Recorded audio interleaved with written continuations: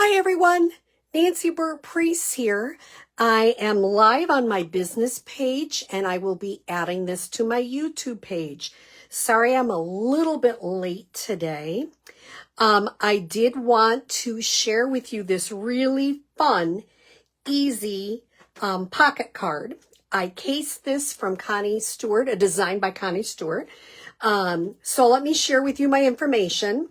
My email and website, April host code.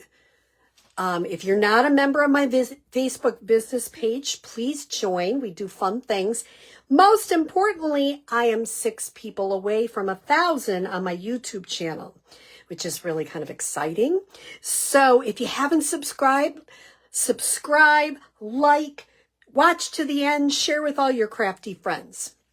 So we are making this cute pocket card, which I cased from Connie Stewart. So I'm going to put all the measurements here so you can see what I'm doing. So the paper I'm using is the Painted Lavender, which is beautiful. I'm going to use 2 different designs to show you. I'm using Inked and Tiled, which is retiring. So if you like this stamp set, get it. Softly Said is an online exclusive, and it might be in the new catalog. I'll have to check that one out, but it's definitely online, so it's still current. And I am using 2 different ribbons that are going to be retiring. One is Lost Lagoon, and the other one is Pool Party. I'm using Gorgeous Grape ink. Let me get my pieces and parts here. So I need a card base, which is 4 1/4 by 5 1/2. That same card for my 3 1/2 by 5. That's going to be my little card, and I'll show you in a minute. And I need another of that same color, 1 1/4 by 1 3/4.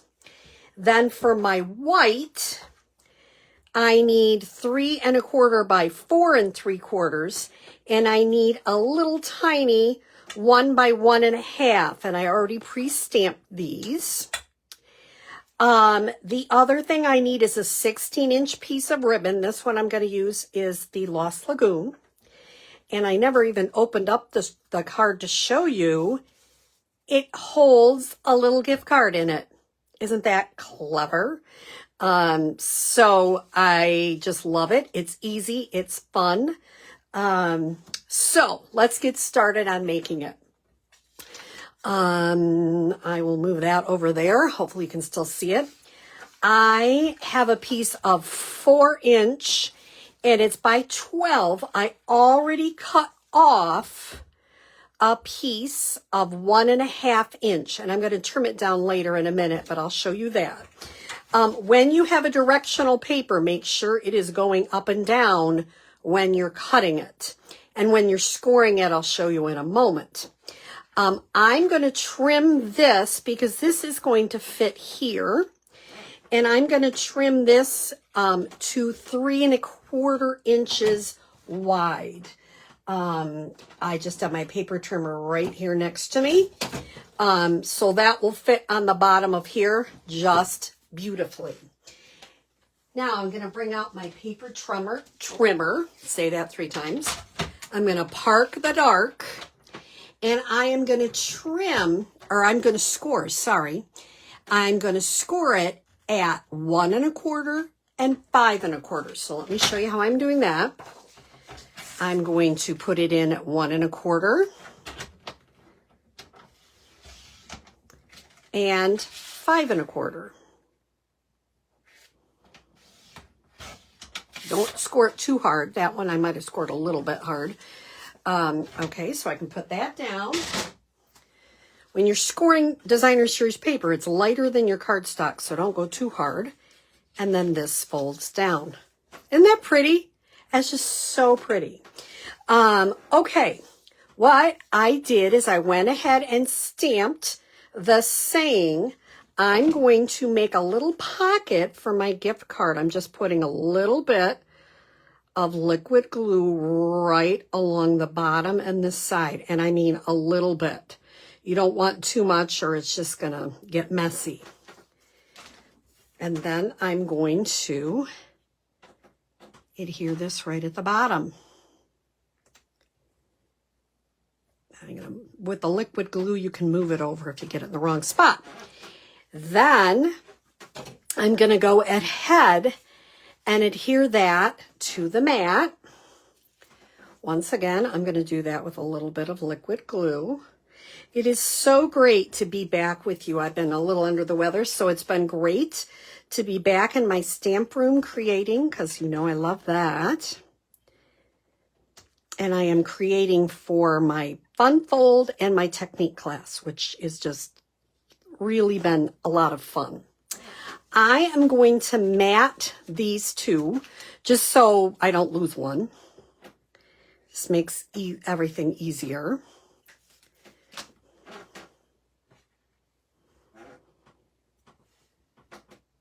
I like this card. It's not a ton of stamping. And it is just a really fun card. Now, you know, if I was going to do that again, I might have put, and I might do that, although I don't mind this ribbon. I'm going to do something silly. You want to see what I'm going to do? I'm actually going to slide this one off.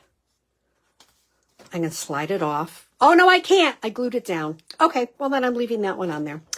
So, but if I was going to do it again, I'd put the lighter ribbon over here and the darker ribbon over there, but you know how that goes. Okay, so what I'm going to do is I was watching Connie Stewart, and she put the right one over the left and pulled it through. And then I'm going to put mine over to the side a little bit. She has it going straight up and down. Then I'm going to put my left over my right and pull. And you get a really beautiful knot that you can move around. That one isn't as beautiful as the other knot I made, but you can move it around. Now, if you don't like it, this is what I tell people. Pick it out. Do it again.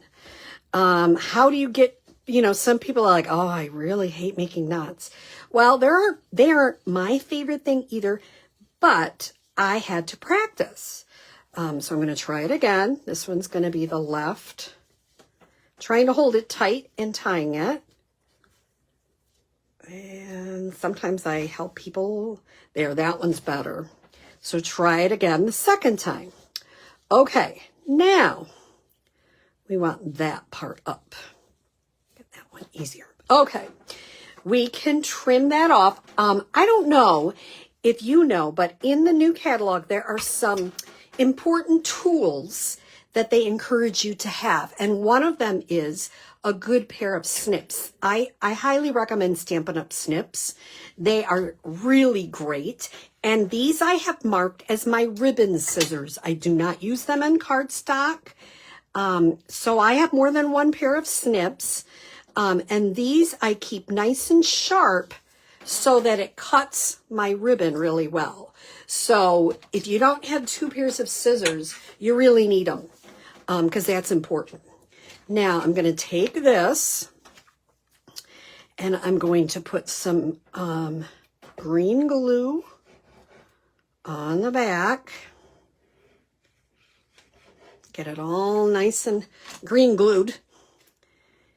And I'm going to adhere that right here on the front of my 4 by 5 1/4. So you're not using a ton of cardstock on this one. Then I don't have another gift card, but I could put my gift card in there.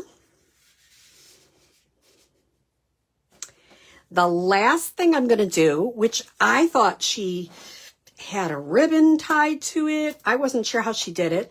And Connie Stewart just put some dimensionals on this little happy birthday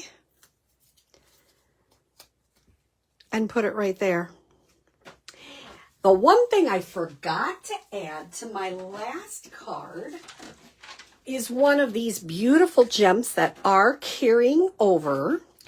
And I just think it needs a little pop-up of a purple gem. And of course, it'd be helpful if I put it on correctly. And I might do that on this one too. Could be any color. Maybe I'll put a different color on this one. Just pop it up a little bit. Is that the cutest, easiest gift card holder using beautiful, and you notice I have the ribbon up higher, I have it lower. That's a personal preference. But I hope you try this fun gift card holder.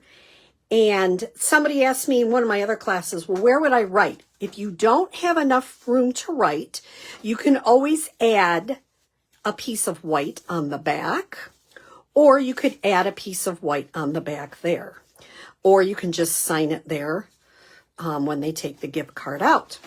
So isn't that a fun gift for someone? I hope you have a great day, and it's so great to be back with you. Once again, if you haven't subscribed to my YouTube channel, share it with somebody. I'm so excited to get to 1,000 people. So let me know. If you don't have a Stampin' Up! Demonstrator, I would love to be yours. If you're interested in our new catalog, I can't show you the inside, but I will be getting mine pretty soon, and I'd love to give one to you. So please reach out to me. If you think you might be interested in being in a Stampin' Up! Demonstrator, you don't have to do classes or make videos. You can join just to get our wonderful discount. Once again, reach out. I hope you have a great day. Take care.